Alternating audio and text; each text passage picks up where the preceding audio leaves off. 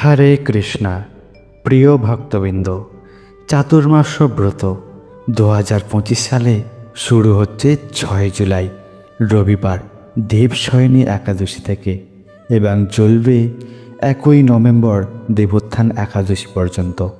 এই ভিডিওতে আপনারা জানতে পারবেন চাতুর্মাস্য ব্রতের সঠিক নিয়মাবলী, শ্রাবণ মাস থেকে কার্তিক মাস পর্যন্ত সংকল্প নেওয়ার সঠিক পদ্ধতি এবং চাতুর্মাসে ভক্তি, জপ, পাঠ ও সেবার মহিমা কী কী খাবার ও আচরণ বর্জন করতে হবে, কেন এই ব্রত পালনে জীবনের পরিবর্তন আসে, এই ব্রত পালন করলে জীবনে আসে শান্তি, ভক্তি ও ভগবানের কৃপা। আপনিও করুণ সংকল্প আর ভাগ করে নিন এই ভক্তিময় এই বার্তা আপনার প্রিয়জনদের সাথে। পুরো ভিডিওটি মন দিয়ে শুনুন আর সবার সঙ্গে শেয়ার করুন আর সাবস্ক্রাইব করুন আমাদের ভক্তিরস চ্যানেল ভিডিওর জন্য। চলুন জেনে নিই ভক্তির 4 মাস চাতুর্মাস্য ব্রতের মহিমা। এক অমর কাহিনী।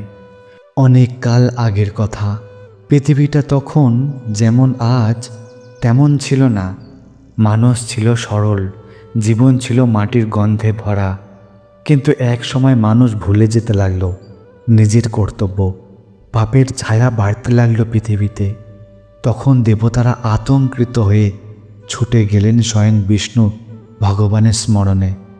তারা করজোড়ে বললেন, প্রভু, পৃথিবীতে পাপ বাড়ছে, মানুষের মন থেকে সরলতা হারিয়ে যাচ্ছে, ভক্তি শুকিয়ে যাচ্ছে, আমাদের শক্তি ক্ষীণ হয়ে পড়ছে, আপনি কিছু করুন।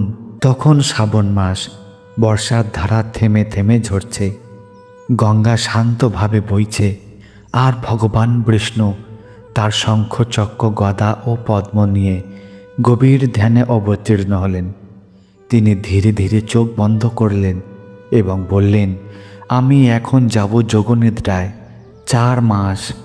এই 4 মাস পৃথিবীতে আমি প্রত্যক্ষ অবতারে উপস্থিত থাকব না, কিন্তু এই সময় যারা নিষ্ঠা, সংযম ও পূর্ণ ভক্তি নিয়ে ব্রত পালন করবে তাদের জীবনে আমি নিজে নেমে আসব আশীর্বাদ হয়ে।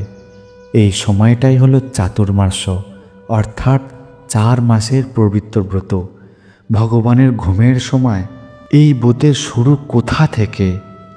চাতুর্মাস্য শুরু হয় দেবশয়নী একাদশী থেকে, শ্রাবণ মাসে, যেখানে ভগবান যোগনিদ্রায় যান। শেষ হয় দেবোত্থানী একাদশীতে, অর্থাৎ কার্তিক মাসে, যখন তিনি আবার জাগ্রত হন। এটা শুধুমাত্র ভগবানের ঘুম নয়, বরং আমাদের জাগরণের সময়।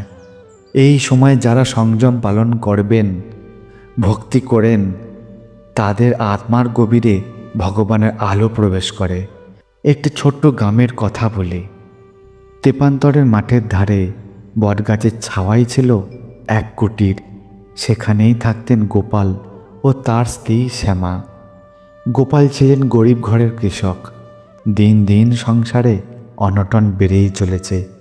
শ্যামা ভগবানের অগাধ বিশ্বাস রাখতেন। একদিন বর্ষার দিনে বৃষ্টি ঝরছে, আকাশে মেঘে ঢেকে গেছে। এমন সময় এক সাধু কুটিরে এলেন। তার গায়ে ভিজে গেরুয়া বস্ত্র, হাতে কমণ্ডলু, মুখে গভীর শান্তি। তিনি বললেন, মা, এই শ্রাবণের সময় 4 মাস ব্রত করো, সংযমে থেকো, প্রদীপ জ্বালো, নাম জপ করো। এই ব্রতের নাম চাতুর্মাস্য। শ্যামা বললেন, সাধু ঠাকুর, আমাদের তো সামান্য খাওয়ার নেই, ব্রত করব কিভাবে? সাধু মৃদু হেসে বললেন, ভগবান তোমায় দান চায় না মা, চান তোমার ভক্তি। তুমি শুধু প্রতিদিন সন্ধ্যায় একটি প্রদীপ জ্বালো, একটি বার নাম জপ করো, দেখবে সব ঠিক হবে। গোপাল ও শ্যামা শুরু করলেন চাতুর্মাস্য ব্রত। শ্রাবণ মাসে তারা ত্যাগ করলেন শাকসবজি। প্রতিদিন সন্ধ্যায় প্রদীপ জ্বালিয়ে ওং নমো নারায়ণ জপ করতে থাকলেন। ভাদ্র মাস, দুধ ও দই খাওয়া বন্ধ করে দিলেন। গায়ে হলুদ দিয়ে প্রতিদিন নদীতে স্নান করে আর মন্দিরে গিয়ে ফুল চড়াতেন। আর ঠিক এলো আশ্বিন মাস। ডাল জাতীয় খাবার ত্যাগ করলেন। শ্যামা প্রতিদিন এক গীতার শ্লোক পাঠ করতেন আর গোপাল মাথা নিচু করে শুনতেন। কার্তিক মাসে তারা তেল ও লবণ ত্যাগ করলেন। শ্যামা প্রতিদিন একটি প্রদীপে তুলসী পাতা দিয়ে হরে কৃষ্ণ মহামন্ত্র জপ করতেন। কার্তিক মাসের এক রাতে দেবোত্থানী একাদশী তিথিতে গোপাল স্বপ্ন দেখলেন যে ভগবান বিষ্ণু পদ্মসজ্জায় শুয়ে আছেন। চারিদিকে স্বর্ণরথ গন্ধর্ব সঙ্গীত গাইছে। হঠাৎ ভগবান উঠে বসেন আর তাকে বলেন, গোপাল, তুমি আমার ঘুমে সেবা করেছ, এখন আমি জাগ্রত, তোমার জীবনে আলো আসবে। পরদিন গোপাল কাজের জন্য যখন মাঠে গেলেন, তখন হঠাৎ জমি থেকে বেরিয়ে এলো এক প্রাচীন মোর্দা ভর্তি একটি পার্থ। গ্রামের জমিদার জানলেন, তাকে নিয়মিত কাজ দিলেন। সংসারে আর কখনো অনটন এলো না। শ্যামার চোখে জল। তিনি বললেন, ভগবান ঘুমিয়েছিলেন ঠিকই, কিন্তু তার কৃপা, আমাদের ভক্তি তাকে জাগিয়ে তুলেছে। চাতুর্মাস্যর ব্রতের আসল শিক্ষা কি? এই ব্রত শুধু ত্যাগের নয়, এটি আমাদের মনকে, চিত্রকে, আত্মাকে শুদ্ধ করার একটি সময়। ভগবান যেন আমাদের বলেন, এই 4 মাস নিজেকে ভেতর থেকে বদলাও, খাবারে সংযম রাখো, আচরণে মধুর্য ভাব রাখো, মনে ভক্তি রাখো। আমি ঘুমিয়ে থাকলেও তোমার হৃদয়ে সাড়া দেব। ভগবান বললেন, এই 4 মাসের ব্রত যেন হয় আমাদের লোভ ত্যাগের সময়, এই ভগবানকে চিনে নেওয়ার সময়, নিজের আত্মাকে প্রস্তুত করার সময়, এই চাতুর্মাস্য ভক্তির পথে নিজেকে উৎসর্গ করার এক অপূর্ণ সুযোগ। কেমন লাগলো এই কাহিনীটা? যে কেউ পারেন নিজের সাধ্য অনুযায়ী চাতুর্মাস্য ব্রত পালন করতে। ছোট ছোট ভক্তির সংকল্প ও পদক্ষেপ নিতে পারেন। আপনি প্রতিদিন এই রকম পদক্ষেপ নিতে পারেন, যেমন প্রতিদিন ছোট ছোট সংকল্প করুন, যেমন প্রতিদিন 4 মালা, 8 মালা, 16 মালা হরে কৃষ্ণ মহামন্ত্র জপ করতে পারেন। প্রতিদিন ভগবত গীতা ও ভাগবত পাঠ করতে পারেন। প্রতিদিন সাত্ত্বিক ভোগ নিবেদন করে ভগবানকে নিবেদন করে তারপর আহার করতে পারেন। প্রত্যেক দিন বা মুহূর্তে জেগে যান ও স্নান ও প্রার্থনা করুন। গাভীকে রুটি ও ঘাস খাওয়ান। নিজের রাগ, ঈর্ষা, অহংকার ত্যাগ করার চেষ্টা করুন। এইগুলো আপনি স্নান করার মতোই সহজে করতে পারবেন। শুধু দরকার একটু আগ্রহ ও বিশ্বাস। আর যারা গৃহিণী রয়েছেন, তারা প্রতিদিন রান্না করার আগে ভগবানের নাম জপ সেরে ফেলুন। প্রতিটি আহার ভগবানকে নিবেদন করে তারপর তা প্রসাদ রূপে গ্রহণ করতে থাকুন এবং ভক্তিপূর্ণময় গান ও হরিনাম শুনতে শুনতে গৃহে এবং সংসারের সমস্ত কাজকর্ম করতে থাকুন। জপ, পাঠ, গীতা শ্রবণ ও কীর্তনে অংশগ্রহণ করুন, নাহলে মোবাইলের মাধ্যমে এই গীতা শ্রবণ ও ভজন কীর্তন পাঠ আপনারা শুনতেও পারেন। যারা অফিসে যান, কাজে কর্মে যান, তারা মোবাইল ও সোশ্যাল মিডিয়াকে নিয়ন্ত্রণ করুন। সকালবেলা মালা জপ করে কাজে বেরিয়ে যান। বাইরের যে কোনো খাবার এড়িয়ে চলুন এবং পরিশুদ্ধ আহার করার চেষ্টা করুন। মনকে সংযম করুন আর অহংকারকে বর্জন করুন। আর ছুটির দিন যদি কখনো সম্ভব হয়, মন্দিরে ভ্রমণ ও অনলাইনে ভক্তিগীতি শ্রবণ করতে পারেন।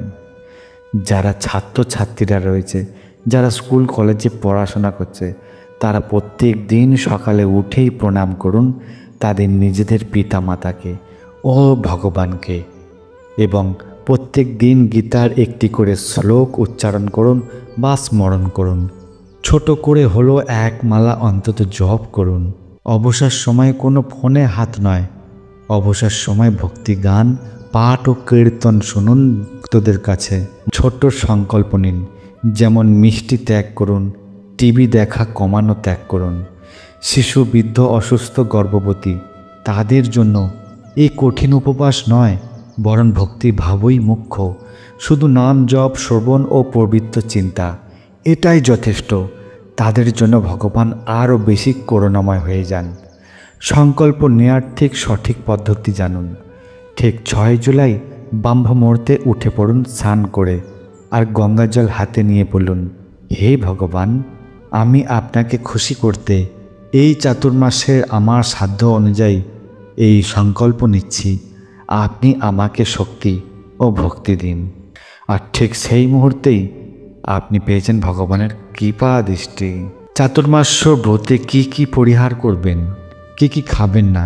প্রথমত রসুন পেঁয়াজ খাবেন না, চা কফি সিগারেট পান অ্যালকোহল জাতীয় জিনিস খাবেন না, মাছ মাংস ডিম বাইরের খাবার একেবারেই নিষিদ্ধ। নির্দিষ্ট মাসে নির্দিষ্ট দ্রব্য দুধ দই ডাল ইত্যাদি এইগুলি গ্রহণ করুন, কিন্তু আসক্তি অহংকার নিন্দা ও রাগকে দূরে ঠেলে দিন। চাতুর্মাস্য মানেই আত্মার উজ্জীবন। এই 4 মাসে আপনি নিজের ভেতরের আলোর সঙ্গে যুক্ত হয়ে যান। আপনার সাধনা আপনার সংকল্প ছোট ছোট ত্যাগ আর চোখের এক ফোঁটা অশ্রু সব কিছুই পৌঁছে যাবে ভগবানের হৃদয়ে। চাতুর্মাস্য ব্রত হলো আপনার আত্মাকে আলিঙ্গন করার সময়, সংযমের মধ্যে আনন্দ খুঁজে পাওয়া আর অন্ধকারে প্রদীপ জ্বালানোর প্রচেষ্টা, ভগবানের ভালোবাসা ও পাওয়ার সহজ সরল রাস্তা। তাই আসুন আমরা এই চাতুর্মাস্য ব্রত খুব সুন্দরভাবে পালন করি। এই ভিডিওটি ভালো লাগলে সবার কাছে শেয়ার করে দিন এবং লাইক ও সাবস্ক্রাইব করতে ভুলবেন না। হরে কৃষ্ণ।